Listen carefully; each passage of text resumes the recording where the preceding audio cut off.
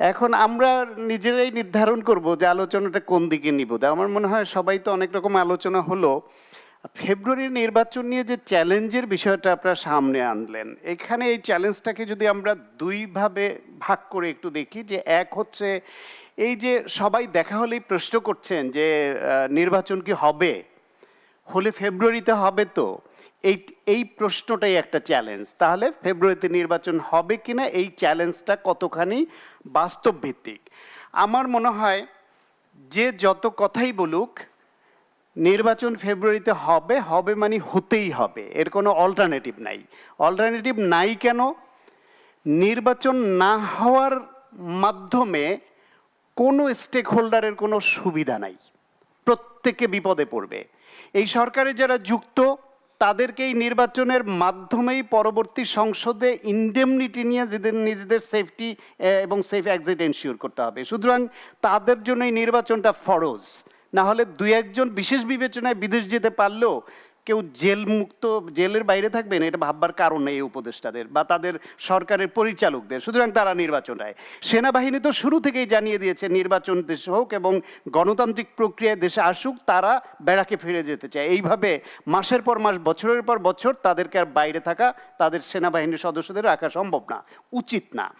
রাজনৈতিক দলগুলো বেশিরভাগ চায় তার মধ্যে দুই একটা দল এটা না হলে করব না, এই প্রতীক না হলে যাব না, এই পিয়ার না হলে দিব না বলে যে কর্মসূচি দিচ্ছে, কথা বলছে, এটা শুধুমাত্র রাজনৈতিক আলোচনায় থাকবার, আর হচ্ছে কোনো পক্ষের উপর বা কোনো গ্রুপের উপর একটু প্রেশার ক্রিয়েট করার কৌশল ছাড়া আর কিছু না। সুতরাং তারাও নির্বাচনে যাবেন।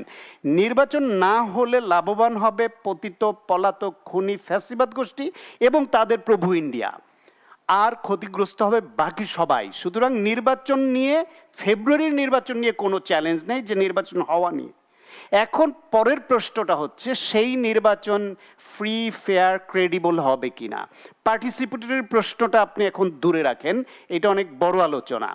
ফ্রি, ফেয়ার, ক্রেডিবল হবে কিনা, ওই ক্রেডিবলের মধ্যে আবার পার্টিসিপেটরি খানিকটা চলে আসে। তাহলে ফ্রি, ফেয়ার, ক্রেডিবল ইলেকশন হতে হলে প্রশাসন, পুলিশ, সরকারের ইচ্ছা, নির্বাচন কমিশন, এরকম বহুমুখী যে বিষয়গুলি আছে সেগুলোর কোঅর্ডিনেশনের এখনো সাংঘাতিক অভাব আছে। আইন শৃঙ্খলা রক্ষা কোন পর্যায়ে আনতে হবে, এই নির্বাচন পরিচালনা করবার জন্য এখনো পর্যন্ত ধারণা সেনাবাহিনীর ব্যাপক ব্যবহার ছাড়া, মাঠে উপস্থিতি ছাড়া এবং তাদের ম্যাজিস্ট্রেসি পাওয়ার দেওয়া ছাড়া এই পতিত ফ্যাসিবাদের অনুগত পুলিশ বাহিনী দিয়ে নির্বাচন কতটুকু ক্রেডিবল করা যাবে, আইন শৃঙ্খলা রক্ষা করা যাবে, সেটা একটা বড় প্রশ্ন। এখন কথা হচ্ছে, ধরেন সেনাবাহিনী দায়িত্ব পালন করলো, সব কিছু হলো, কিন্তু সরকারের আনুগত্য এবং ইন্টেনশনটা তো খুব গুরুত্বপূর্ণ। 111 সরকারের কথা আপনাদের মনে আছে সবারই। 2008 সালের অত্যন্ত সুশৃঙ্খল নির্বাচনটির কথা মনে আছে, যে নির্বাচনে ওই নির্বাচনের দিন একটা হত্যাকাণ্ডের ঘটনা ঘটেনি। অমন সুষ্ঠু শান্তিপূর্ণ নির্বাচন বাংলাদেশে যাবৎ কোনো তত্ত্বাবধায়ক সরকারের সময়ও এত শান্তিপূর্ণ নির্বাচন হয়নি। কিন্তু আপনারা কি মনে করেন সেই নির্বাচনে জনমতের প্রতিফলন ঘটেছিল? ভোটের পার্সেন্টেজ তো অনেক হাই ছিল, শান্তিপূর্ণ নির্বাচন হয়েছে, এমপিও হয়েছে, দেখতে মনে হবে যে না খারাপ হয়নি। কিন্তু সেই নির্বাচনটার রায় কিভাবে আগেই নির্ধারিত হয়েছিল সেটি তো এখন আসছে।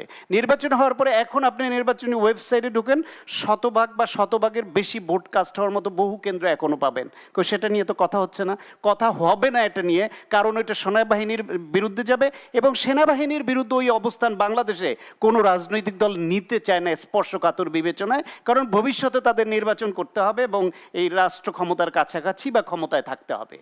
সুতরাং এইসব বিষয়টা আর একটা চ্যালেঞ্জ, যে শান্তিপূর্ণ বা যেভাবেই হোক যে নির্বাচনটা হবে তাতে প্রকৃত জনমতের প্রতিফলন হবে, নাকি 2008 সালের মতো একটা ওইরকম পূর্ব নির্ধারিত রায়ের নির্বাচন হবে। সেই বিষয়ে সরকারের মাইন্ড রিড করা, তাদের ইন্টেনশন বোঝা, কাদের দিকে তাদের ইনক্লাইনেশন আছে, কাদের দিকে তারা বিশেষ টান আছে, আবার পাতানো একটু বৈরিতাও দেখাচ্ছে, সেই বিষয়গুলা সামনে রাখতে হবে।